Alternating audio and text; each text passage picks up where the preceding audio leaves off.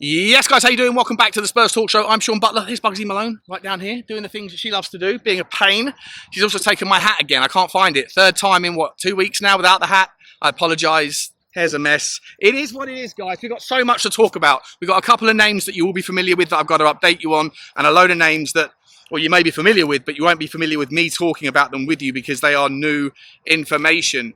And we've got so much to get through, so we better hurry up. So before we do that, I wish you all the health and the happiness in the world in the pursuit of doing the things you love with those that you love doing them with. I'd also ask you for some favours, if I may, guys. Your like game is incredibly strong. It always is. You almost got to 2,000 likes again yesterday's video. So unbelievable, and I'm very, very grateful. If I don't say it enough, then I will continue to try to show my gratitude as often as I can. Guys, hit the subscribe button whilst you're at it. Hit the notification bell. And definitely drop a comment on some of these players, because I'll be honest, a couple of these players, whilst familiar with them, not familiar enough to be able to give you my opinion without needing to go and checking Y-Scout, FB refs, doing the kind of the everything reels, the zooming in thing. And consequently, I'm happy to be corrected here if any of the things that I say about some of these names are wildly off the mark. But I don't think they are. But let's have a look. Anyway, before we get to them, let's start with the basic stuff. Genoa, Jed Spence. Genoa's team, the representatives, flown over to London to speak with Tottenham's representatives to try to get a reduced fee on the option for Jed Spence. He wants to go. They want him. We want to sell him. But no one seems to ever want to honour an agreement. What's the point of having an option if the only time it's ever taken up is if the player does so well at the club in question that they're getting the player for a fraction of the real value that, and therefore the selling club is getting hooked? What's the point in the selling club putting an option in? Because it's never ever adhered to if the player just does well enough to be wanted, but not well enough to actually want to pay the price. It's annoying, but it is what it is. So we're expecting Jed Spence to be out the door, alongside the 4 others that left the club yesterday officially. Been told all over the place today we can expect in the next 24 to 48 hours a bid coming for Conor Gallagher from somewhere. And that somewhere could be Tottenham, it could be Aston Villa, and it now could be, now that we know who this third mystery party is, the European team, Atletico Madrid. I don't really understand why Atletico Madrid would want to get involved in a bidding war with Villa and Tottenham. They're going to want to have to pay for the player for the English tax reasons, for the homegrown reasons as well. Seville won't benefit, Atletico won't benefit from that. And it's not as if Chelsea are going to turn down an extra 5 or 10 million quid to sell him to Atletico for the rivalry thing in the UK when they need the money for their FFP and PSR. So I'm not entirely sure if Atletico will be able to compete financially for this deal. But in any event, Villa and Tottenham probably will. And it's a close one. I'm not sure who he would pick, if at all. Remember, he doesn't have to go. He could run his contract down for the rest of the year and then leave and go for a free wherever he wants next year and get paid probably a lot more money. So there's that option as well. But a bid is probably going to be coming, according to reports. And is it Villa or is it Tottenham? I'm not entirely sure. You can pick between the two teams. I'd say arguably that Tottenham's midfield is probably easier for him to make a dent in than Aston Villa's. I like Aston Villa's midfield. Does he want to play or move to Birmingham? Does he want to leave London? That's a factor. Does he want to play for his arch rivals? Growing up, the guy is proper Chelsea, don't forget. There's a lot of factors and variables to go into it. So I'm not sure what's going to happen with it. Again, I'm not even that bothered either way. Like sometimes when I think about Conor Gallagher, sometimes I'm, very much against it. Other times I'm very much for it. And most of the time I'm somewhere in between. But anyway, that's the news on Conor Gallagher. Now we move to names that I haven't mentioned before. The first one is Youssef En-Nesyri. I think it's how you say his name. Nesyri, the Moroccan striker from Seville. Seville desperately need to balance their books. They're in a lot of financial problems and they are taking a cut price fee for one of their star players. 25 million is the 25 million euros, 21 million pound is the apparent asking price. The guy got 16 goals and 2 assists in La Liga from 33 appearances last season, 20 goals in all competitions. 27 years old, could be used in a make-weight deal with Brian Hill, potentially going in the other direction. Although Seville probably really just focusing on the money right now to get themselves out of their financial difficulties.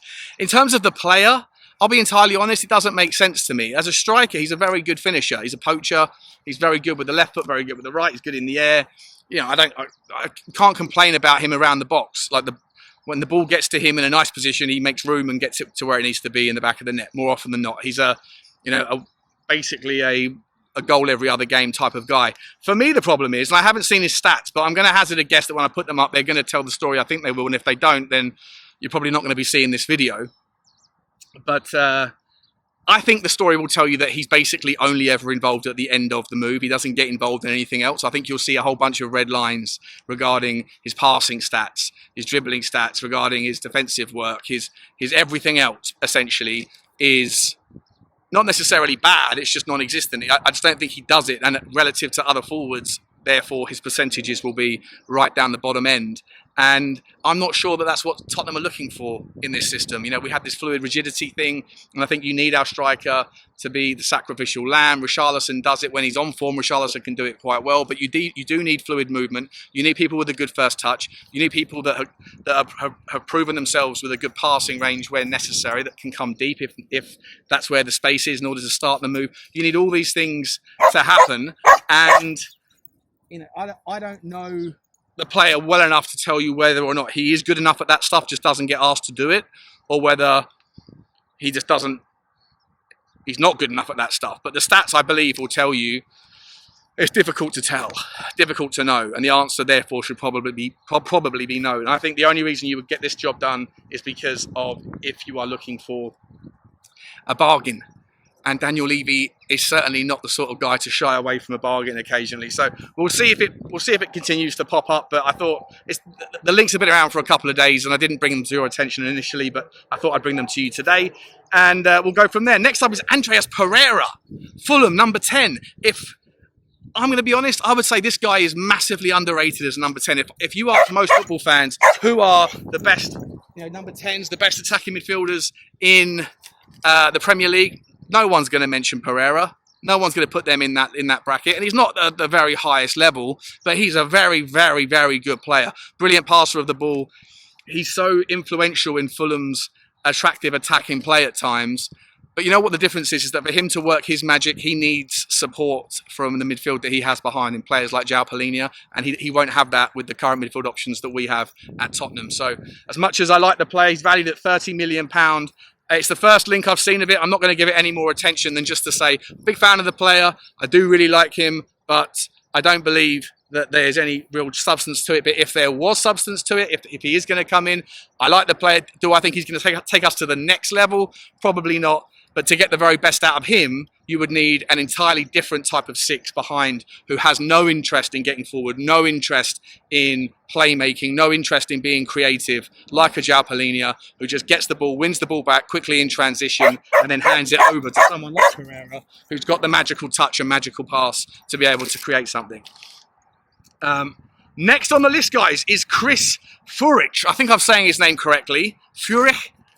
He plays for VfB Stuttgart. This will be the first of two names I'll bring to you from Stuttgart today. A winger, 34 games last season, 8 goals, 7 assists, 26 years old, right-footed, can play off the right, can play off the left, prominently plays off the left-hand side, valued at 30 million quid. Now, if you are looking at statistics, and I'll put them up on the screen for this one, because I wasn't too familiar with him. I haven't watched Stuttgart enough, other than highlights, etc., to get a kind of grasp of what sort of player he is. Statistically and visually, this guy looks like he's very competent, very capable, and very much enjoys having the ball at his feet. He can drive inside, outside, two-footed, loves to carry the ball into the penalty area. When he does release it, he releases it.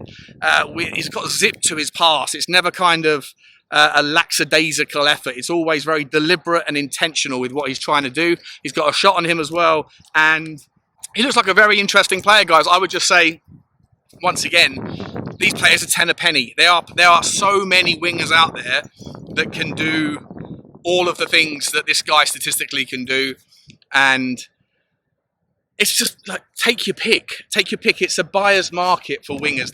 It's the most commonly found popular position for players to play today. Forwards that want to drift inside onto their stronger foot and take shots from distance. This guy looks very good at it, but so do 100 others. So I'm not going to get too excited about it. And to be entirely honest, I don't know enough about him to be able to sit there and say whether he is meaningfully different from about 100 other names that we've mentioned. Speaking of which, how about let's move to the Spanish side, Girona. I'm gonna butcher this name for you. Victor Sigankov. I hope I haven't screwed that one up. This guy is from the Ukraine, a winger. He plays off the right-hand side, but he's left-footed. Dubbed to be a massive upgrade on Kulusevski. So again, alternate side to where your strong foot is. Wants to cut in. And again, if you go and look at the stats and go and look at the visual tests on YouTube or the Y-Scout view, the Everything Reel, you'll see, again, another very capable, very competent inside forward who is very good at dribbling, very good at taking the man on, very good at trying to create space, cutting onto his strong foot and try and have a crack at goal. His shots to goals ratio is very strong. He's in the top 93rd percentile. His shots to shots on target percentile and the shots on target to goal, all of that stuff looks very, very good, very, very strong. He ticks all of the boxes, but so does so many others. And so I don't know. I'm not a coach. I'm not a scout. I don't know how you pick the difference between a £20 million and a £60 million player. Is it really the guy? I think you have to go deeper in the research and not just look at the highlights, not just look at the Everything Reel. I think you have to look at the key moments in key games when the opportunities fell to those sorts of players. Did they make the right decision in the key moments? Did they look up and find the pass? They're the things that make the difference, because a lot of players can run and dribble and shoot. This guy, for what it's worth, he's also 26 years old, 30 games this season, 8 goals, 7 assists. He can play both sides, but like I say, plays off the right with a left foot. He went from Kiev to Girona last year. And I don't know if that was part of the same sort of situation as how Manuel Solomon left Shakhtar Donetsk and went to Tottenham. But in any event, Girona paid €5 million for him.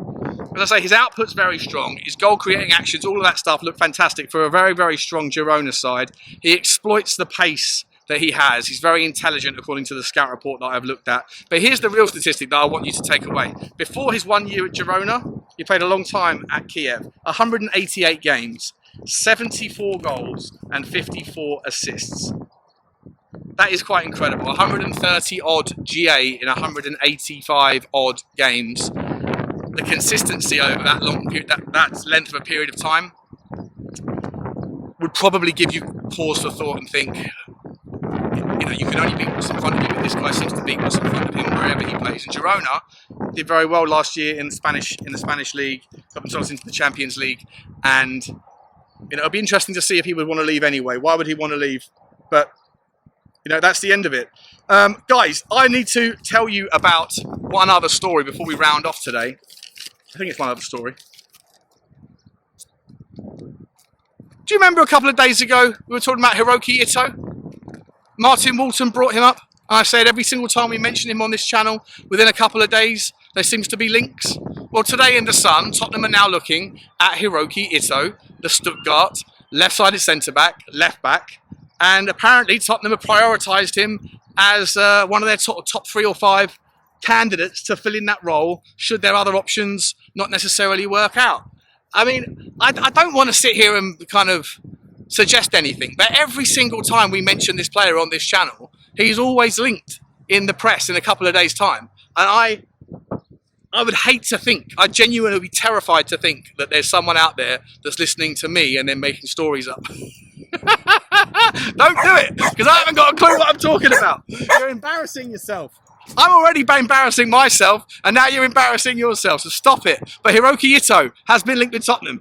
Which I hope is the truth, it's just a legit link coming from a legit newspaper. Well, I mean, it's The Sun, but if it's legit because there is some sort of substance, some sort of source to the story, then I think the guy's a wonderful player. And I think he, as I said before, his stats look sensational. You won't find a better all-round passing, on the ball, left back, left-sided centre-back that can just be utility all over the place. His defensive stats look poor. But as I said before, watch the game, watch him play. You'll see that it's the way that he's asked to play in that system, and the fact that he's such an intelligent player. His spatial awareness and positioning is so clever that he doesn't get called into action that much in that department. But I think it makes a lot of sense to bring him in. And also, look, you know, Ange Postecoglou, Japanese contingent, it does make a lot of sense. Have I gone through everything with you? I think I have.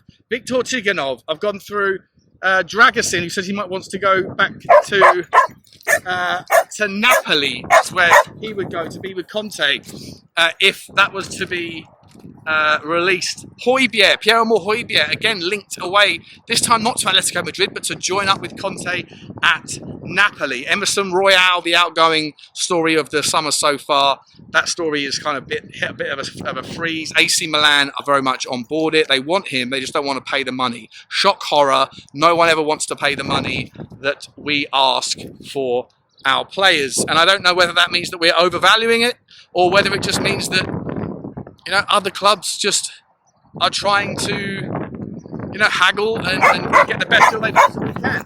Now, one of the criticisms of Daniel Levy is that he never pays the money for the players that we want, and he always asks for too much for the players that we don't. But I think if you just follow some of the stories of the players that we want, or the other teams want of ours, you'll see the same thing, that their owners just don't want to pay the money that we want as well. And so at some point you have to shake hands with the fact that there's always going to be some sort of gap between the asking price and the willing to pay price, the bid. But anyway, guys, that's it from me. It's getting windy now, and I think the pop filter may struggle. So I'm going to let you go. Enjoy the rest of your day. Like, subscribe, and comment. Let me know your thoughts on all of those players, and I'll see you in the next one. Take it easy. Bye-bye.